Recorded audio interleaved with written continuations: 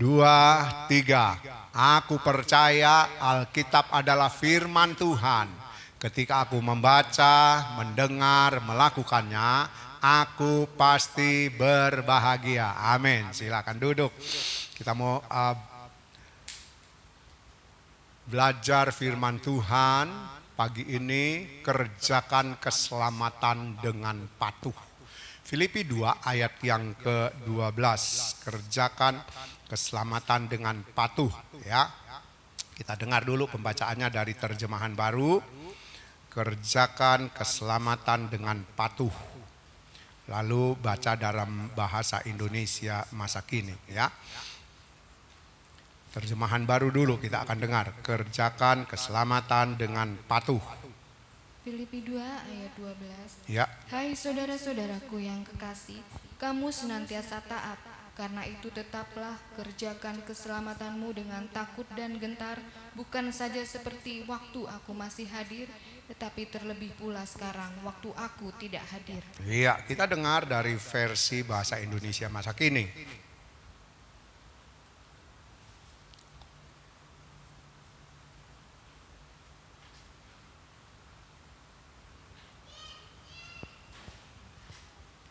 Filipi 2 ayat 12. Sebab itu saudara-saudara yang tercinta, sebagaimana kalian selalu taat kepada saya pada waktu saya berada di tengah-tengah kalian, maka lebih-lebih sekarang pada waktu berjauhan, hendaklah kalian tetap taat kepada saya. Kalian sudah diselamatkan oleh Allah. Jadi berusahalah terus supaya kesejahteraanmu menjadi sempurna. Lakukanlah itu dengan hormat dan patuh kepada Allah. Iya, saudara, kalau kita sudah belajar dari beberapa versi ya yang diterjemahkan, maka saudara kita sudah belajar bahwa kita harus mengerjakan keselamatan yang pertama dengan takut. Ya, itu sudah kalau saudara punya catatan saudara bisa buka.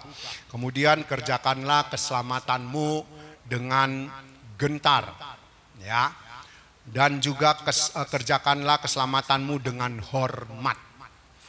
Saudara, kalau kita baca dari versi bahasa Indonesia masa kini dikatakan maka kita juga harus mengerjakan keselamatan bukan cuma dengan takut, dengan hormat, dengan gentar, tapi disertai rasa patuh.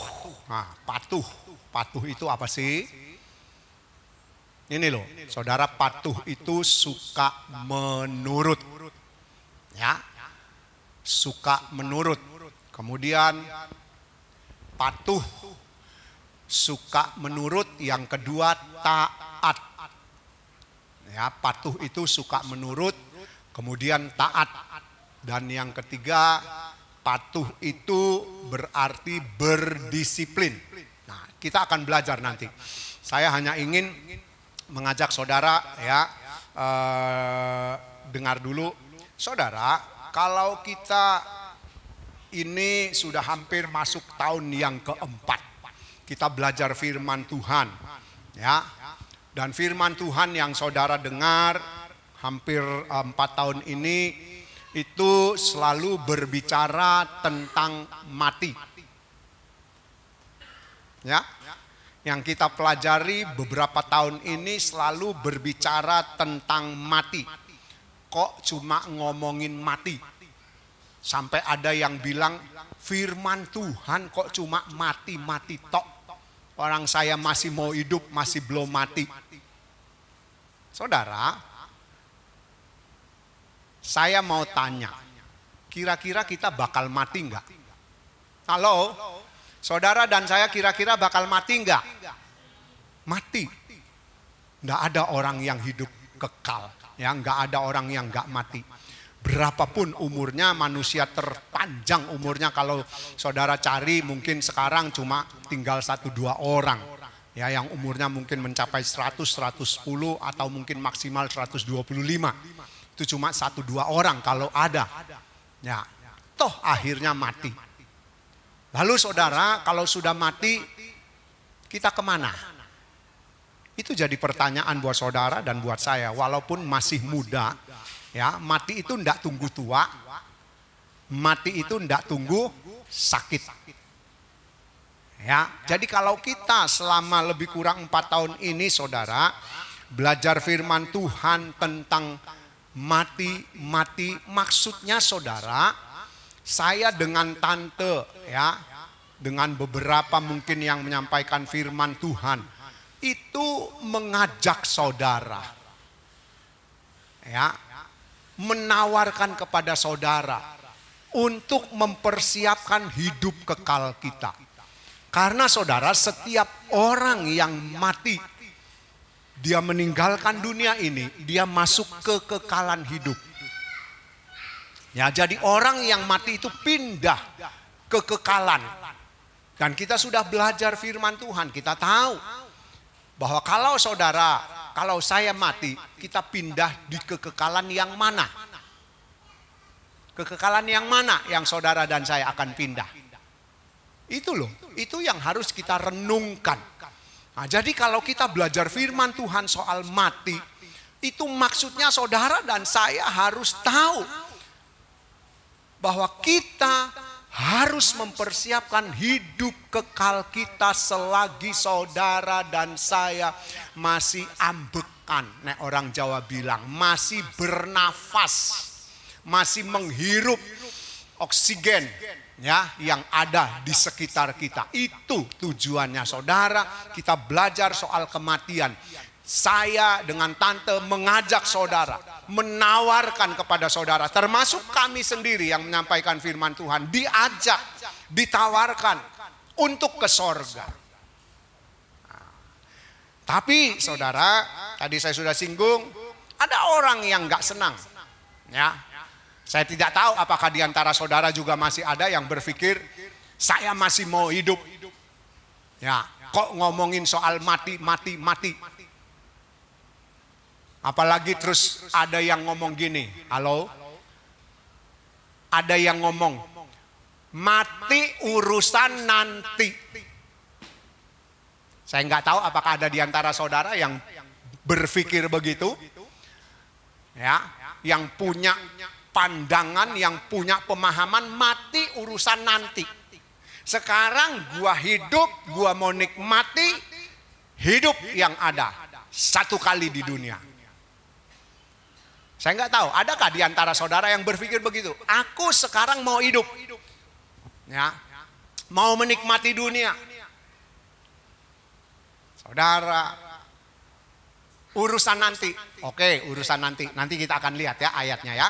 Nah, kita akan belajar dulu soal patuh ini. Nah, jadi saudara, kalau kita belajar firman Tuhan katakan kerjakanlah keselamatanmu dengan takut, kerjakanlah keselamatanmu dengan hormat, kerjakanlah keselamatanmu dengan gentar.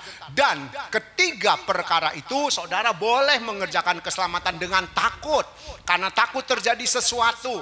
Dengan hormat, menghormati apa yang Tuhan Yesus sudah kerjakan lewat kayu salib, ya, memberi saudara dan saya kesempatan untuk tinggal di sorga. Saudara dan saya tidak layak tinggal di sorga. Kita tidak patut tinggal di sorga. Tapi lewat kematian Tuhan Yesus, lewat salib, maka saudara dan saya dipatutkan, dilayakkan, diberi kesempatan untuk tinggal di sorga. Nah, sesudah itu kita harus mengerjakan keselamatan dengan gentar. Dengan gentar itu maksudnya dengan gemetar, ya, ngeri. Dan harus ditambah, saudara dan saya mengerjakan keselamatan dengan patuh. Nah, sekarang kita mau belajar, saudara. Ya, yang pertama, arti daripada patuh tadi suka menurut. Kita akan lihat contoh firman Tuhan. Matius 21 ayat 28 sampai 31. Jadi saudara, kita harus mengerjakan keselamatan ditambah dengan patuh. Patuh itu berarti suka menurut. Matius 21 ayat 28 sampai 31. Ya, kita dengar pembacaannya. Matius 21 ayat 28 sampai 31. Iya. Tetapi apakah pendapatmu tentang ini? Seorang mempunyai 2 anak laki-laki. Ia pergi kepada anak yang sulung dan berkata, "Anakku, pergi dan kerjakanlah hari ini dalam kebun anggur." Jawab anak itu, "Baik, Bapa." Tetapi ia tidak pergi. Lalu orang itu pergi kepada anak yang kedua. dan berkata demikian juga. Dan anak itu menjawab, "Aku tidak mau." Tetapi kemudian ia menyesal lalu pergi juga. "Siapakah di antara kedua orang itu yang melakukan kehendak ayahnya?" Jawab mereka, "Yang terakhir." Kata Yesus kepada mereka, "Aku berkata kepadamu, sesungguhnya pemungut-pemungut cukai dan perempuan-perempuan sundal akan mendahului kamu masuk ke dalam kerajaan Allah." Iya, saudara, kita lihat ada seorang ayah, ya, orang tua yang mempunyai 2 orang anak. Ya, enggak ditulis usianya berapa, tetapi pasti ini 2 anak ini sudah menjadi pemuda. Karena ayahnya berkata kepada anak-anaknya ini, ya, ditulis ada 2 orang ini mempunyai anak, lalu bapaknya memanggil salah satu anaknya, ya, kalau saudara baca anaknya yang pertama, "Pergilah kerjakan hari ini kebun anggur yang ada." Anak yang pertama bilang, "Baik." Lalu saudara dia panggil anak yang kedua. Ternyata anak yang pertama, saudara, ngomong baik, dia enggak lakukan. Dia enggak lakukan. Lalu saudara, anak yang kedua juga dipanggil, disuruh mengerjakannya. Anak kedua, "Enggak, aku enggak mau. Papa ini nyuruh-nyuruh aku terus. Aku udah capek, aku bosen ngerjain kebun anggur." Ya mungkin begitu. Ya kalau yang pertama, "Baik Pak, baik, saya akan pergi." Tapi dia enggak pergi ke kebun anggur. Yang kedua ngomong, "Enggak, aku enggak mau. Males." Tapi saudara, setelah dia meninggalkan ayahnya yang menyuruh dia pergi ke kebun anggur, maka saudara, anak kedua ini menyesal. Ya, menyesal. Lalu dia akhirnya pergi ke kebun anggur dan dia garap kebunnya. Dia kerjakan kebunnya yang harus dia lakukan di kebun anggur itu. Nah saudara, lalu ditanya, di antara 2 orang ini siapa yang menurut kamu yang menurut? Yang pertama ngomong, "Ya Pak, aku siap pergi, siap laksanakan." Tapi dia enggak pergi. Yang kedua ngomong, "Enggak, aku enggak mau, bosan, capek." Tapi dia pergi. Nah menurut kamu, Tuhan Yesus bertanya, siapa 2 anak ini yang menurut dan melakukan apa yang diperintahkan oleh bapaknya? Oh, semua sudah pasti itu anak yang kedua, karena dia pergi. Ya, makanya saudara, kemudian ayat yang ke-31, siapa di antara kedua orang itu yang melakukan kehendak ayahnya? Jawab mereka, yang terakhir atau yang kedua. Kata Tuhan Yesus, "Aku berkata kepadamu, sesungguhnya pemungut-pemungut cukai dan perempuan-perempuan sundal akan mendahului kamu masuk ke dalam kerajaan Allah." Saudara, dari contoh yang Tuhan Yesus gambarkan, ada di antara kita semua. Ya, jemaat GPD Ebenezer ada 2 sifat ini atau 2 karakter ini. Ya, saudara, disuruh ngomong iya, siap, laksanakan. Tapi dia enggak kerjakan. Disuruh, dia ngomong enggak, aku enggak mau. Tapi lalu menyesal dan dia lakukan. Nah saudara, kita ini masuk yang mana? Kita sedang belajar mengerjakan keselamatan dengan patuh. Patuh itu berarti suka menurut. Ya, sampai Tuhan Yesus kasih gambaran, pemungut-pemungut cukai dan perempuan-perempuan sundal akan masuk ke dalam kerajaan sorga. Sedangkan kamu tidak. Digambarkan sampai seperti itu. Kenapa? Karena saudara, pemungut-pemungut cukai ketika mereka mendengar firman Tuhan, mereka mau menurut. Mereka mau melakukannya. Sampai perempuan sundal juga dikatakan mereka mau menurut, mereka mau melakukan. Maka mereka yang akan masuk ke dalam kerajaan sorga.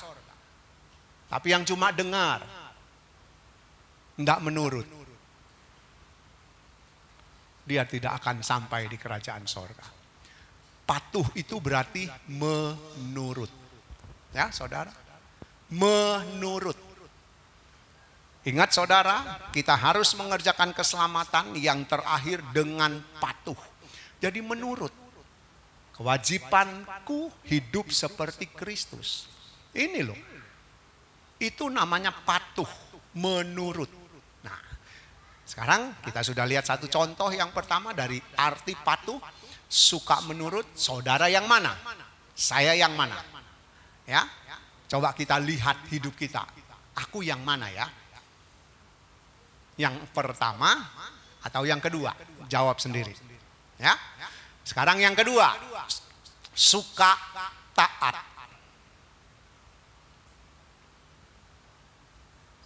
Taat berarti tidak ada alasan tidak. Saudara, tidak ada alasan tidak. Kalau kita mau patuh, ya, melakukan hidup seperti Tuhan Yesus hidup, itu merupakan kewajiban kita. Maka saudara, selain suka menurut, itu harus taat juga. Tidak ada alasan tidak. Sebab ada banyak orang yang katanya Kristen, mereka mau taat kalau itu mendatangkan keuntungan untuk jasmaninya. Perkara-perkara yang ada di dunia ini, hal-hal yang ada yang berhubungan dengan kehidupan jasmaninya, baru mereka mau patuh, ya, mau taat.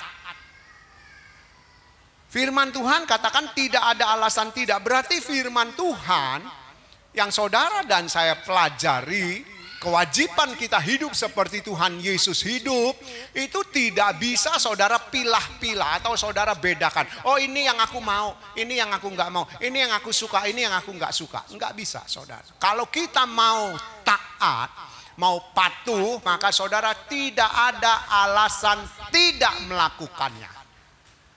Ya, baik itu menurut kita menguntungkan secara jasmani ataupun tidak menguntungkan secara jasmani, kita harus tetap taat. Nah, saudara, saya ingin kasih contoh. Misalnya ada kebaktian KKR, ya. Kemudian pembicara mengundang siapa yang punya masalah, maju. Yang punya penyakit, maju.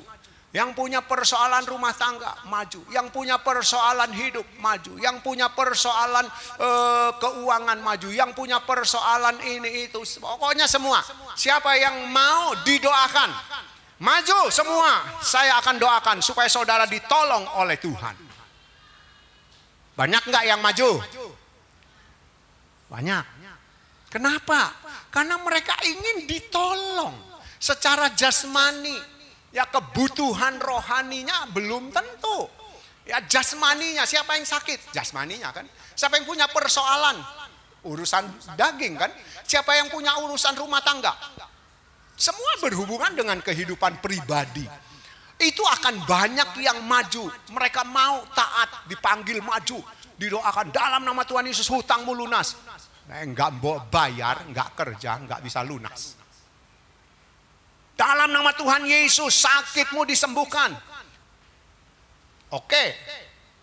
Ada yang sembuh, ada yang tidak sembuh. Kalau tidak sembuh, bukan berarti Tuhan Yesus tidak berkuasa. Tuhan mau kita merubah pola hidup kita, pola makan kita, jaga. Supaya bisa dikembalikan lagi kesehatan kita lewat makan yang sehat, makan yang baik, tidak rakus, ya. Tidak nyonyo. Itu bisa pulih badan kita. Bagian Tuhan yang memperbaiki organ tubuh kita yang rusak. Ya, saudara.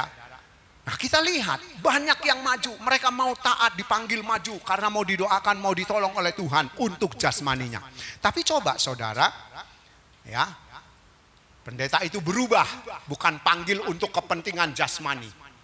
Bukan yang sakit, yang masalah, yang persoalan yang berhubungan dengan kehidupan pribadinya. Yang berhubungan dengan kehidupan jasmaninya. Sekarang saya mau undang saudara yang masih hidup dalam dosa. Maju ke depan. Maju ke depan. Yang hidup dalam perzinahan, maju ke depan. Kira-kira ada enggak yang datang? Halo? Ada enggak yang maju ke depan? Yang hidup dalam perzinahan, yang hidup dalam dosa? Ada enggak yang datang? belum tentu ada yang maju. Kenapa? Karena mereka malu. Malu. Kalau aku maju berarti kan orang tahu aku hidup dalam perzinahan. Ya apa ya? Ya, malu. Gak mau taat. Gak mau. Karena itu saudara berhubungan dengan hidup kekal. Hidup rohani yang harus diperbaiki. Perzinahan memang dosa tubuh, tetapi juga dosa kepada Tuhan. Nah, kita lihat saudara. Jadi patuh itu berarti suka taat. Senang atau tidak senang firman Tuhan yang kita dengar, kita harus belajar taat. Cocok atau tidak cocok untuk kita, kita harus belajar taat. Suka atau tidak suka, kita harus belajar taat. Nggak bisa, saudara, kalau kita cuma mau pilih-pilih itu namanya tidak patuh. Ibrani 5 ayat 8. Ya. Saya enggak catat, enggak apa-apa, kita dengar aja pembacaannya.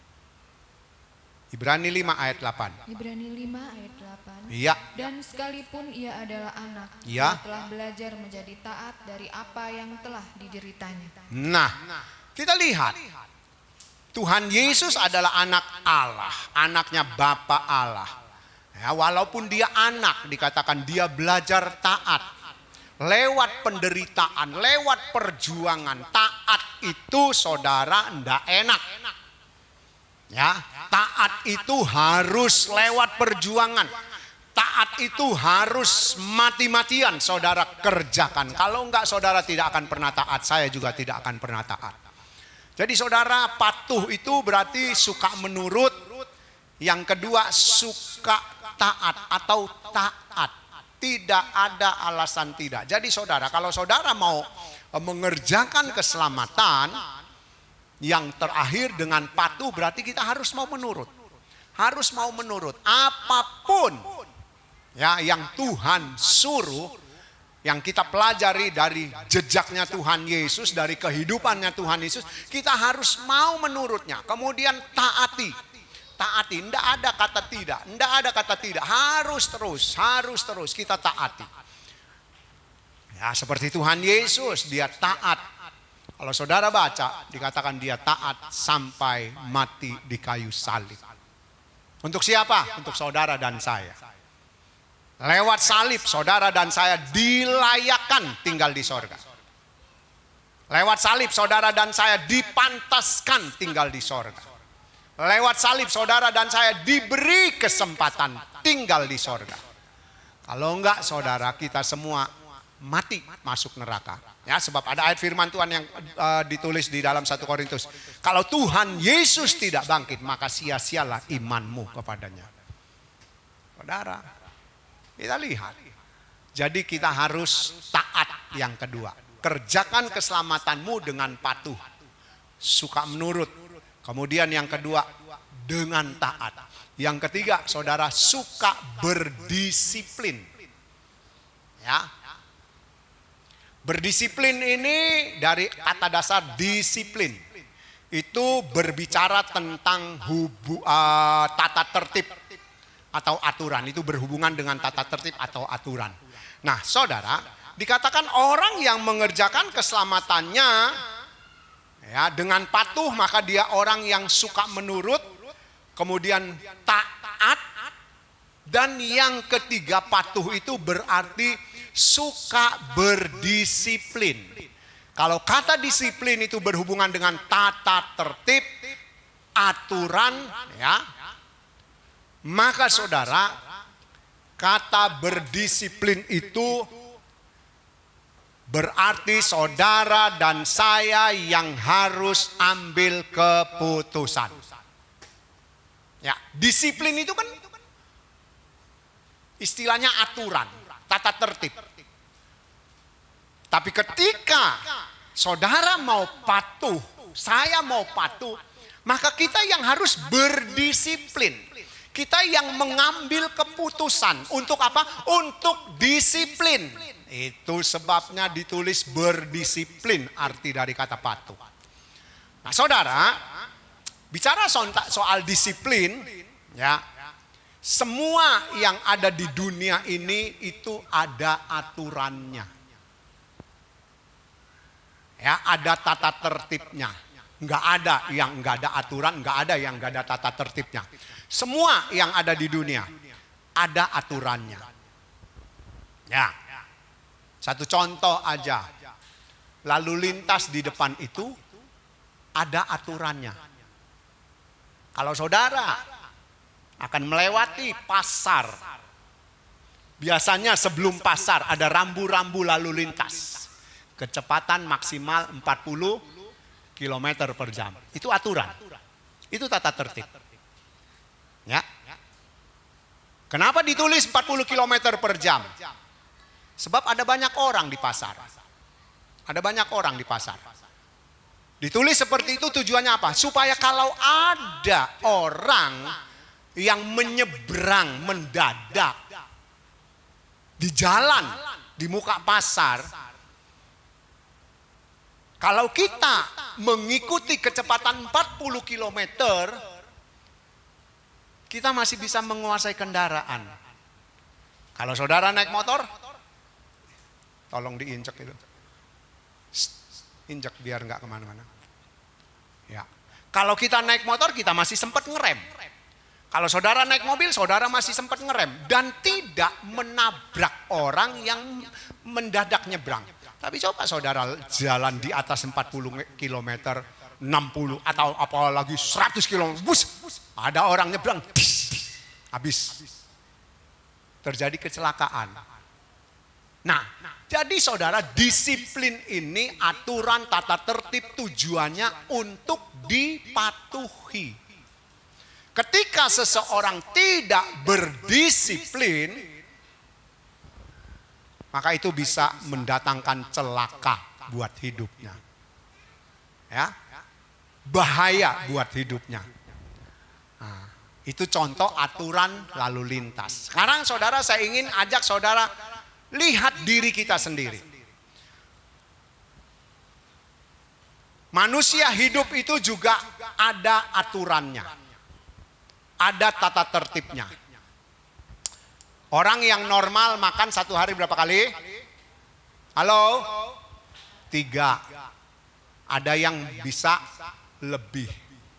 Ada yang bolak-balik makan. Sudah gendut pun, saudara, maaf bukan nyinggung Eki lo ya, ini contoh. Sudah gendut pun makan bolak-balik. Dikit-dikit makan, dikit-dikit makan. Saudara, kita lihat. Hidup ini pun ada aturannya. Saudara makan, saudara harus makan dengan aturan. Dengan tata tertib. Ya, bukan berarti makannya mau makan siap, hormat, bukan gitu. Ya. Dengan aturan, dengan tata tertib. Saya lebih senang pakai istilah jangan nyonyo. Ojo rakus. Ya. Saya dengan tante, bukan saya membanggakan diri, kita umur 40 tahun lebih sudah mulai jaga makan. Ya puji Tuhan sampai hari ini saudara dan kita semua yang mau jaga makan sehat. Ya, pola makan dijaga, pola hidup dijaga, kita sehat. Kalau saudara sehat, saya sehat, saudara, saya mau kasih tahu saudara. Saudara pergi ke pesta, apapun hidangan yang ada di meja, kira-kira saudara bisa makan nggak? Bisa. Kenapa? Sehat. Tapi juga jangan pungna-pungno nek pergi pesta. Pungna-pungno, mumpung enak, mumpung ono, mumpung enak, mumbat seake-ake. Nggak boleh juga. Nggak boleh. Ya, makanya Alkitab katakan di dalam Amsal, taruh pisau di lehermu kalau engkau rakus. Tujuannya apa? Ingat. Ya, ingat. Nah, saudara, kita lihat. Kalau kita makan tidak sehat, kita makan rakus, kita makan nyonyo. Saudara, memang hidup di tangan Tuhan, mati hidup di tangan Tuhan. Tapi ketika saudara dan saya tidak punya aturan makan, kita tidak ikut tata tertib makan, kita bisa mati lebih dulu. Waktunya belum mati, tapi karena kita makan rakus, kita makan nggak pakai aturan, nggak pakai tata tertib, mati, pasti mati. Ya, nah kita lihat. Jadi saudara, di dunia ini semua ada tata tertibnya, ada disiplinnya, ada aturannya. Demikian juga sorga. Ya, saya memang sengaja ajak saudara lihat dunia ini dulu. Dunia ini punya tata tertib. Dunia ini punya aturan. Sorga pun punya aturan. Punya disiplin. Ya, punya disiplin. Jadi saudara, kalau kita belajar mengerjakan keselamatan dengan patuh, berarti saudara suka menurut. Kemudian kita mau taat dan harus berdisiplin. Saudara dan saya yang ambil keputusan untuk ikut tata tertib atau aturan sorga. Kita tidak bisa hidup seenak kita sendiri, hidup semau kita sendiri, hidup suka-suka kita sendiri. Kita tidak mau patuh lalu kita pengen masuk sorga. Itu omong kosong. Ya, kalau dulu mungkin itu ajaran yang masih kita belajar, yang saya sampaikan dengan tante. Siapa yang setia ke gereja diberkati. Siapa yang setia ke gereja ditolong Tuhan. Sekarang enggak. Saudara mau diberkati, kerja dengan rajin, kerja dengan baik. Tapi juga ingat ada waktunya saudara harus pergi ke gereja, belajar firman Tuhan. Ya, kalau cuma terikat dengan dunia, dengan pekerjaan. Kamis kemarin saya sudah sampaikan firman Tuhan. Orang yang cuma terikat dengan pekerjaan, dengan hobi, dengan suka jalan-jalan, dengan suka makan, dengan suka shopping, dengan pokoknya hal-hal yang mengikatnya dengan dunia ini. Orang itu saudara jadi musuhnya Tuhan. Loh, itu ditulis loh oleh Alkitab. Bukan saya asal ngomong, saudara bisa cari di Alkitab. Orang yang mencintai dunia, dia membangun permusuhan dengan Tuhan. Orang yang terus melakukan keinginan dagingnya, mengikuti keinginan dagingnya, apa-apa dituruti, apa-apa dilakukan. Pokoknya dagingku senang, tubuhku senang. Itu musuhnya Tuhan. Dan Alkitab tulis dengan jelas orang seperti itu akan binasa. Nah saudara, sekarang kita lihat. Sorga punya aturan. Ya, sorga punya aturan. Sorga punya aturan. Makanya kita wajib hidup seperti Kristus. Kenapa? Karena dia ini loh teladan kita. Tuhan Yesus sudah memberi jejaknya. Sudah memberi teladan kepada kita. Yang harus kita ikuti. Yang harus kita taati. Yang harus kita disiplin dalam mengikutinya. Kita nggak bisa seenak kita saudara. Sekali lagi maaf. Kalau saya dengan tante ngajak saudara ya ke sorga lewat belajar firman Tuhan bahwa kita pasti mati. Kita pasti mati. Kalau mati mau kemana? Ini ajakan saudara. Ini tawaran. Ya, ini tawaran. Nah sekarang saya ingin kembali ke tadi yang awal saya bilang. Ada orang yang berkata mati urusan nanti. Yang penting aku hidup sekarang ini. Aku mau apa saja aku lakukan. Aku mau apa saja aku kerjakan. Aku mau apa saja aku raih. Saudara, kita akan dengar pembacaannya ya. Ya, saudara. Lukas 16, 19 sampai 31, tapi yang saya sudah kasih ke Marlin, tolong baca Marlin catatan-catatan ayat-ayat yang Om sudah kasih ya, baca. Nanti saya akan terangkan ya. 24 sampai 25 kalau nggak salah ya. Yang pertama. 19 dulu. Ya, 19 dulu. Lukas 16 ayat 19. Ya. Ada seorang kaya yang selalu berpakaian jubah ungu dan kain halus, dan setiap hari ia bersukaria dalam kemewahan. Nah, tadi saya ingin kembali kepada kalau saudara berkata, aku hidup cuma satu kali, aku mau menikmati hidup ini, aku mau lakukan apa yang aku suka, aku mau raih apa yang aku ingin raih, itu semua berhubungan dengan kemauan pribadi kita. Ayat 19 katakan ada seorang kaya ya saudara yang hidup tiap hari memakai jubah ungu. Jubah ungu ini jubah kebesaran, jubah kehormatan ya saudara.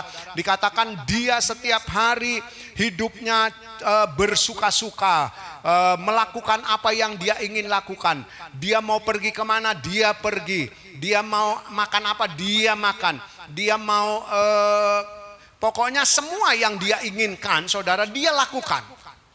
Hidupnya cuma bersuka-suka, dikatakan oleh firman Tuhan. Hidupnya cuma dalam kemewahan. Saudara, bukan berarti saudara harus hidup miskin. Jangan salah. Jangan salah. Di mana hartamu berada, di situ hatimu berada. Itu yang harus kita ingat. Kita hidup kaya raya. Saudara punya segala sesuatu, kekayaan yang ada di dunia, silahkan. Tapi kalau hatimu, hatiku terikat dengan kekayaan, itu celaka buat kita. Itu celaka buat kita. Ya, kita lihat orang kaya ini hidup dengan kemewahan, hidup dengan berfoya-foya. Berarti kan dia mau apa aja dia lakukan, iya kan? Namanya foya-foya. Dia mau kemana aja dia pergi. Dia mau berbuat apa dia lakukan. Saudara, ini loh, ini gaya hidup.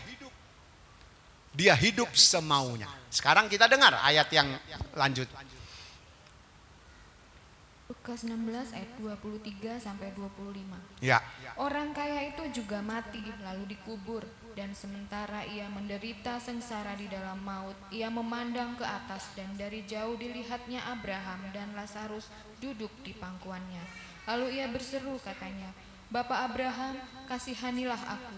Suruhlah Lazarus supaya ia mencelupkan ujung jarinya ke dalam air dan menyejukkan lidahku, sebab aku sangat kesakitan dalam nyala api ini." Nah, Tapi Abraham oh ya, sampai 25 ya. Oh ya. Tetapi Abraham berkata, "Anak, ingatlah bahwa engkau telah menerima segala yang baik sewaktu hidupmu, sedangkan Lazarus segala yang buruk. Sekarang ia mendapat hiburan dan engkau sangat menderita." Nah, saudara, kita lihat. Orang kaya tadi ayat 19, dia hidup dengan kemewahan, dia bersuka cita, pokoknya apa yang dia ingin lakukan, dia lakukan. Kemudian saudara, akhir hidupnya. Nah, saya ingin ajak saudara, tadi kan kita berkata, yang penting aku bisa nikmati hidupku. Aku hidup cuma satu kali, aku mau lakukan apa saja. Mati urusan nanti. Betul, mati urusan nanti. Sekarang lihat contoh ini, mati urusan nanti. Orang kaya ini yang tadi hidup berfoya-foya, hidup sesuka hatinya, mau kemana aja pergi, mau apa saja dia lakukan, ya. Dia istilahnya nggak pergi ke gereja pun dia nggak pusing, dia nggak belajar firman Tuhan pun dia nggak peduli. Waktu mati, saudara, ini loh, mati urusan nanti kan tadi yang saya ingin ajak saudara, mati urusan nanti. Ketika mati, urusannya beda, saudara. Urusannya beda, bukan urusan dunia lagi. Orang kaya yang mati ditaruh di tempat penyiksaan sementara. Ini loh. Sekali lagi saudara, kalau kita hidup sekarang ini dengan tidak patuh, saudara akan tahu, saya akan tahu, waktu kita mati kita kemana. Ingat itu saudara. Kalau saudara dan saya tidak patuh, tidak suka menurut, tidak mau taat, tidak mau berdisiplin, melakukan aturan sorga, kita mati. Orang kaya ini mati tempatnya sudah jelas. Di tempat penyiksaan sementara yang akan jadi neraka. Ya. Waktu dia ada di situ saudara, dia mati. Dia tersiksa, dia ngomong, "Bapak Abraham, aku tersiksa di sini dengan nyala api." Ya. Dengan apa yang aku alami. Tolong suruh Lazarus celupkan ujung jarinya, teteskan ke dalam air yang ada supaya aku nggak kepanasan. Bapak Abraham bilang, "Nggak bisa anakku, nggak bisa." Saudara, kalau kita sudah baca kisah ini bukan cuma dongeng saudara. Ini Tuhan Yesus kasih ajaran kepada kita, mengajar kita. Ini loh gaya hidup dua orang yang berbeda. Ya. Kita lihat, ini gambaran hidup. Ketika dia sudah di tempat penyiksaan, dia mati kan? Dia mati. Akhirnya dia baru kaget. Lanjut, kita baca.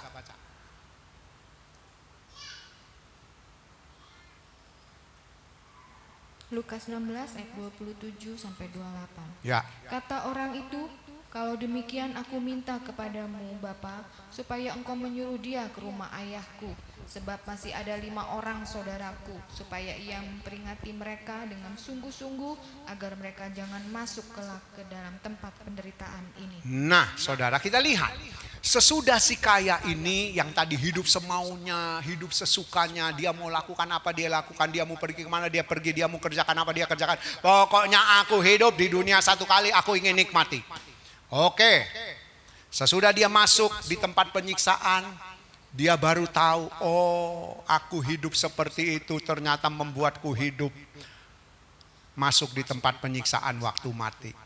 Sesudah dia ngomong minta tolong Lazarus, nggak bisa, mencelupkan ujung jarinya ke dalam air, teteskan ke mulutku sebab aku mengalami penyiksaan, penderitaan. Abraham bilang nggak bisa. Lalu saudara dia bilang, kalau gitu Bapak Abraham, please tolong suruh Lazarus kembali, kasih ingat 5 saudaraku. Dia nggak ditulis oleh Alkitab keberapa urutannya. Tapi dia masih punya 5 saudara yang cara hidupnya. Alkitab memang nggak tulis, tapi dia bilang 5 saudaraku peringatkan supaya mereka tidak masuk ke dalam penderitaan yang seperti aku alami. Berarti gaya hidupnya, cara hidupnya seperti si kaya ini. Foya-foya dalam kemewahan, mau apa saja, nikmati dunia ini, pokoknya lakukan.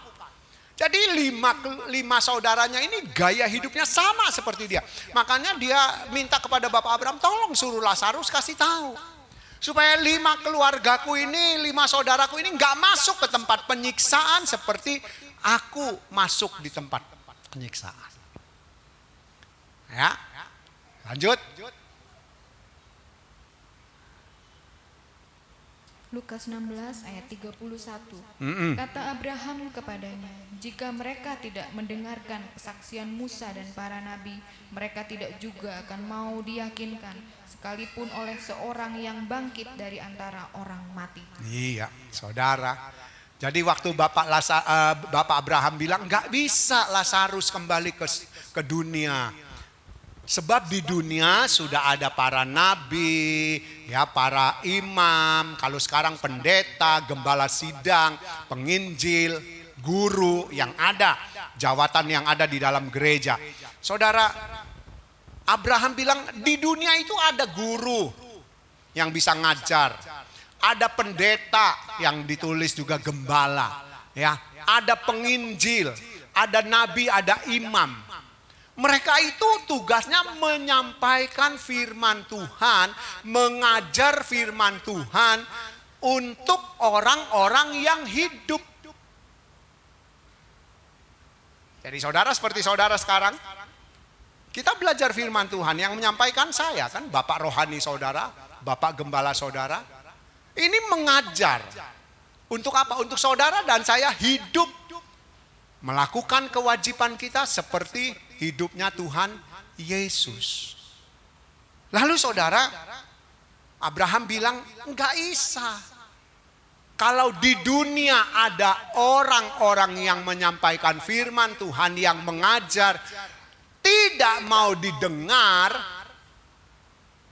oleh orang yang diajar, walaupun ada orang mati bangkit, itu pun tidak akan didengar. Ayat 31 katakan, kata Abraham kepadanya, jika mereka tidak mendengarkan kesaksian Musa dan para nabi, maksudnya orang-orang yang masih hidup waktu itu, mereka tidak juga akan mau diyakinkan sekalipun oleh seorang yang bangkit dari antara orang mati. Ya, kenapa? Karena hidup semaunya, nggak mau patuh. Jadi saudara, kita lihat kalau kita mengerjakan keselamatan harus dengan takut, harus dengan hormat, harus dengan gentar, maka ditambah harus dengan patuh. Berarti saudara, kita takut boleh, kita hormat kepada Tuhan, yes, harus. Kemudian kita gemetar apa yang akan kita alami ketika kita tidak mengerjakan keselamatan. Sip. Tapi ketika saudara tidak mematuhinya, saya tidak mematuhinya, itu semua omong kosong. Berapa banyak orang waktu di gereja belajar firman, dengar firman, mungkin juga ada di antara kita yang iya ya, aku harus patuh, aku mau patuh, aku mau menurut, aku mau taat, aku mau berdisiplin. Ketika dengar firman, sorga punya aturan, saudara ingat, sorga punya aturan. Ya, kalau kita tidak mau ikut aturan sorga, jangan tinggal di sorga. Benar, jangan tinggal di sorga. Kenapa? Saudara dan saya nggak mungkin bisa tinggal di sorga. Aturan sorga kita nggak mau taati, nggak mau ikuti, nggak bisa kita tinggal di sorga. Ya, kita lihat orang kaya ini sesudah mati dia baru nyesel. Kalau kita berkata, aku mau hidup sesukaku, mati urusan nanti, aku mau lakukan apa yang aku ingin lakukan, aku ingin pergi kemana apa yang ingin aku datangi, aku mau pergi. Kemudian aku ingin lakukan hobiku. Kita tinggalkan jam-jam ke gereja. Maaf saudara, saya sama tante itu cuma bisa berdoa sekarang. Saya enggak mau, sama tante kan sudah berjanji enggak mau terlalu banyak omong, enggak mau terlalu banyak tanya. Kalau saudara sudah tahu ya, sorga itu nyata, bukan dongeng. Sorga itu ada, neraka juga ada. Alkitab menulis neraka itu adalah dunia ini yang saudara dan saya tinggal. Itu ditulis dalam 2 Petrus pasal 3. Dunia ini akan dibakar dengan api dan menjadi lautan api. Kalau saudara tidak mau pindah ke sorga, saya tidak mau pindah ke sorga, berarti saudara dan saya jadi penghuni bumi ini, iya kan? Dan bumi ini akan jadi neraka. Alkitab sudah tulis dengan jelas, keinginan yang ada di dunia ini itu bukan dari Allah.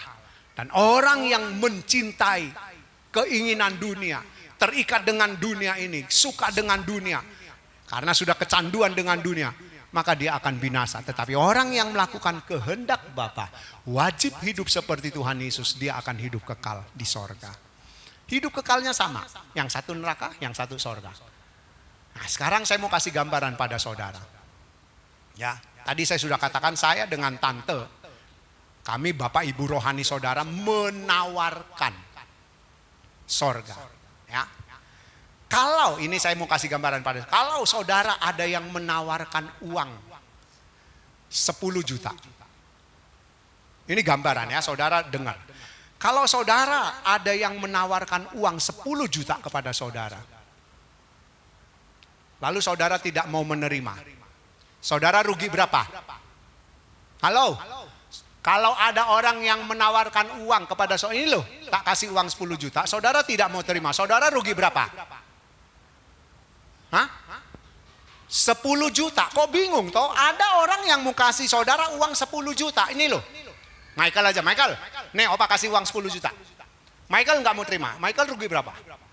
10 juta. Kalau ada orang yang menawarkan uang 100 juta kepada saudara, saudara tidak mau terima, saudara rugi berapa?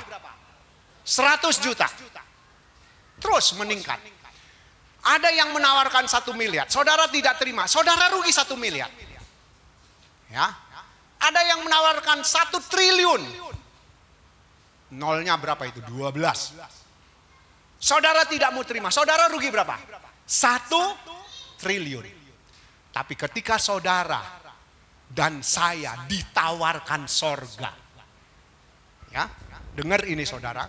Kita belajar firman Tuhan hari-hari ini, kita ditawarkan sorga untuk tinggal di sorga, untuk diam di sorga. Tuhan Yesus bilang, aku sudah menyediakan rumah tinggal bagimu, bagi saudara, bagi saya. Kalau rumah tinggalmu, tempat tinggalmu sudah selesai, Yohanes pasal 14 ayat 3, Tuhan Yesus bilang, aku akan kembali menjemput kamu yang percaya kepadaku, dan aku akan bawa kamu tinggal di rumahku di mana aku ada. Itu sorga. Orang yang percaya bukan sekedar ke gereja, bukan sekedar masih berdoa, bukan sekedar percaya Tuhan Yesus berkuasa, bukan percaya masih ada mujizat, bukan jadi pendeta, bukan jadi pelayan, bukan jadi pendoa. Percaya itu berarti melakukan kehendak Bapa, menuruti kehendak Bapa. Nah, Tuhan Yesus bilang, aku akan kembali menjemput kamu yang percaya. Tinggal di rumahku di mana aku ada. Saudara, tadi kalau kita ditawarkan uang 1 triliun kita tidak terima, kita rugi 1 triliun. Tapi ketika saudara dan saya ditawarkan sorga. Dengar ini saudara. Saudara dan saya ditawarkan sorga. Saudara dan saya tidak mau terima. Binasa yang saudara dan saya terima.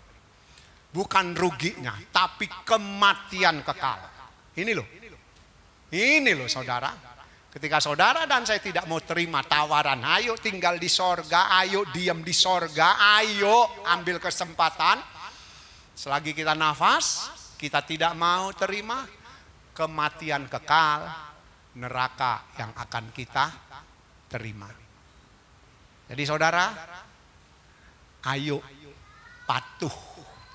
Kerjakan keselamatan dengan takut, dengan hormat, dengan gentar, dan disertai rasa patuh. Jadi kalau kita takut, harus.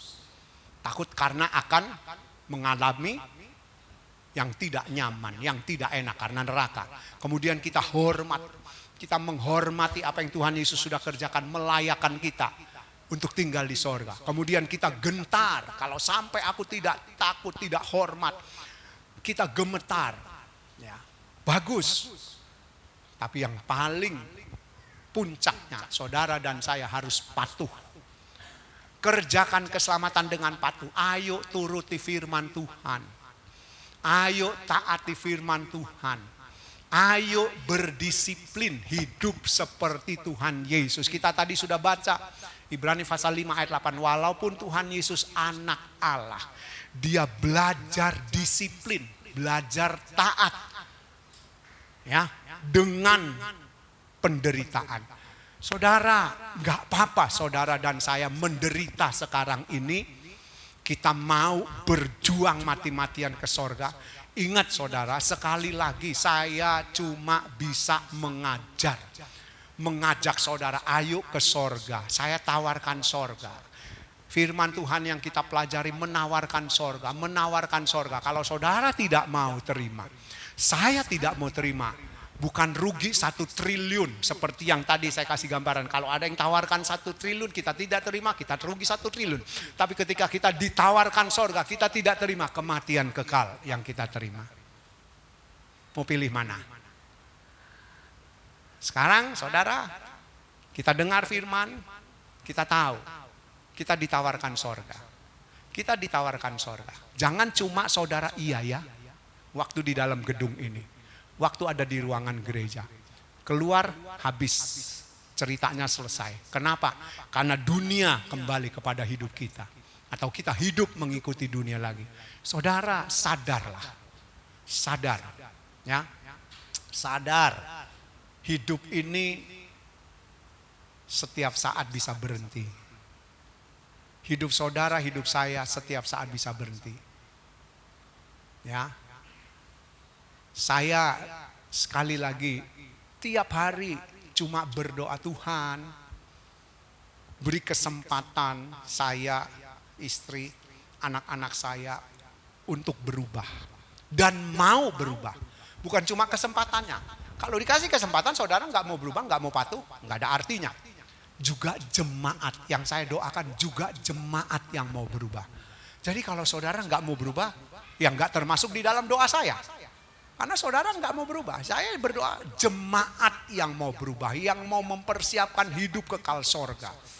Ya saudara, hari-hari ini kita perlu Tuhan. Amin. Saudara perlu Tuhan, bukan Tuhan yang perlu saudara. Tuhan nggak butuh kita, kita yang butuh Tuhan. Saya butuh Tuhan, saudara butuh Tuhan. Untuk apa? Untuk tinggal di kekekalan sorga. Ya, Kita jangan tinggal di kekekalan yang satunya, saudara. Seperti orang kaya tadi, aku hidup semauku, mati urusan nanti. Jangan ngomong gitu, saudara, mati urusan nanti. Kalau nanti sudah mati, baru kita kaget. Kita mau memperbaiki hidup sudah nggak bisa. Kita mau membereskan hidup sudah tidak ada kesempatan. Yang ada cuma tinggal tunggu penyiksaan seumur hidup kita. Ayo, kita perlu Tuhan. Kita butuh Tuhan hari-hari ini. Ya, mari kita hidup dengan patuh. Kerjakan keselamatan dengan patuh. Tuhan berkati.